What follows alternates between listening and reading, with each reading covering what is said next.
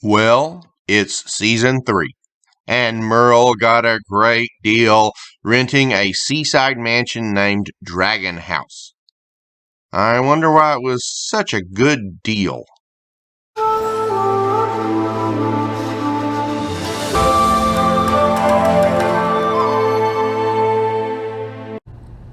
When I started the broadcast a year ago, I had one simple message: self-evaluation, self-reflection.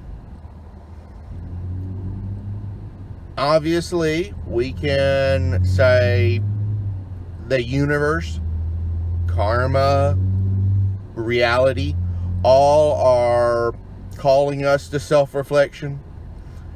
I personally believe God moved in my life to make me do things I had not done before, like this broadcast. As COVID-19 resurges, obviously, there's a lot of medical self-reflection that needs to take place. We need to evaluate the medical choices we make, and those are some hard questions we have to ask. At the same time, we each have to look inside, and whatever it might be, whether it be conspicuous consumption, whether it be not taking life seriously enough, whether it be taking life too seriously, maybe reality, the universe, God is telling each of us to slow down and smell the roses. I don't know. For everyone it will be different, and I just thought it was a good time to tell everyone you need to self-reflect. Please look inside and see if your life needs to change. I'm doing that right now, and my life is changing.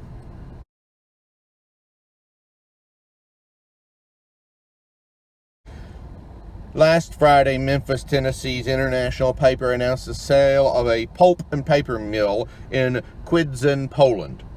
Kwidzyn is a small city in the northeastern part of Poland, not far from Belarus. The Meyer-Melnhof Group bought the 2,300-employee plant that produces 740,000 tons of paper a year. The mill operated 4 integrated carton paper machines, one of which produced a third of that total output.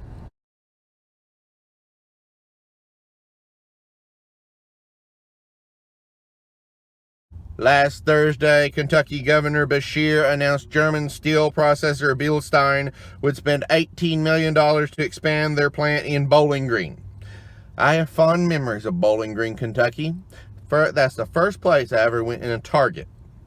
They had a Target attached to their mall. I was on a business trip, had to stop for lunch, grab a bite, and so I went in the Target. I walked over to the mall, and there was a model shop, novelty knife shop. It had a batlet.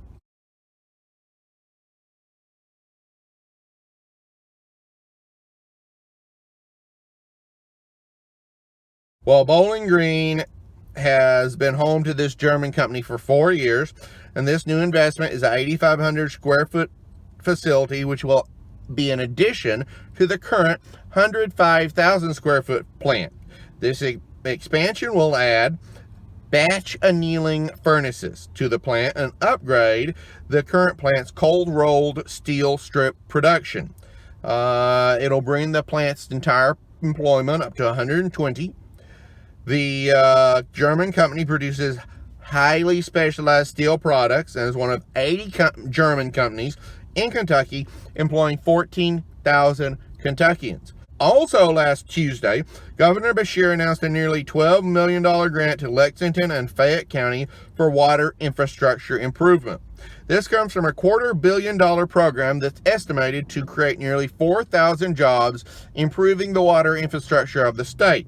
This money for Fayette County will replace chlorine gas disinfection with an ultraviolet disinfection system.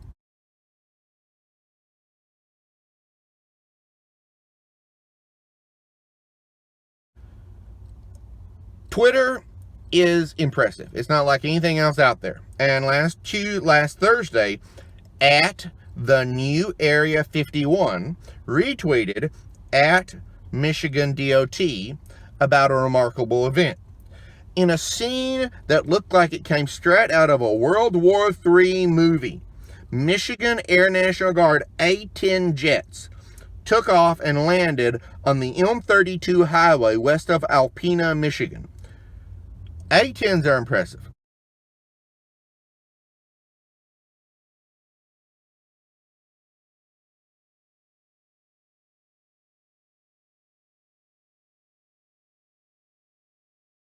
These attack jets have the maneuverability of a little Cessna 172.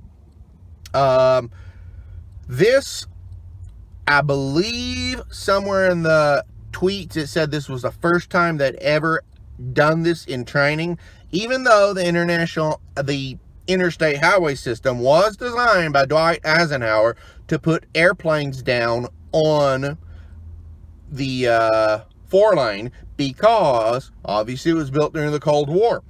Air Force C-146 has also participated, but surprisingly, that wasn't the most interesting element. They had photos on there, and Twitter users pointed out U.S. forward air controllers operating alongside the highways in use. One person originally said these would be joint terminal attack controllers, which is basically a forward air controller. Someone else said that they thought they would be combat control teams. Okay, combat control teams, they don't get enough credit. They're a very elite Air Force unit whose 2-year training course, it's a 2-year training course, 10% of the candidates graduate. These guys have to know how to do high altitude, low open parachute drops. Basically, it's skydiving. They have to know how to do scuba. They are tough. I know an individual whose father, when they described what he did, I think he was one of these. And they said when he went to training, when he came back, it took him time to readjust. These are tough people. They have their own scarlet beret. Their motto is literally, quote, first there.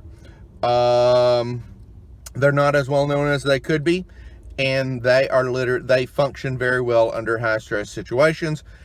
And the entire exercise in Michigan is very interesting considering everything that is going on in the world.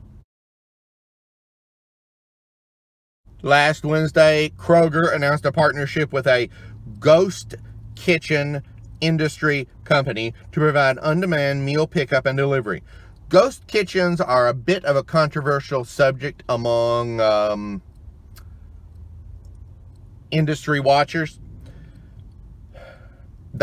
They're companies, they buy a restaurant, but they don't open it to the public. They fix meals which are then delivered by DoorDash and other companies. So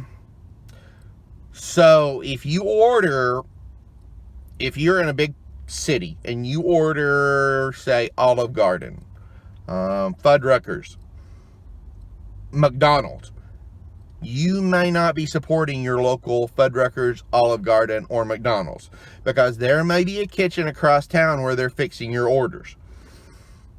This is that, and it has come under some criticism. Some people have said there was a BBC interview that I will try to find the reference to. I'm not promising anything, but they discussed how a lot of immigrants to the nation start out in the restaurant industry and how this could affect them. Now it does, especially right now, it's helping a lot of people.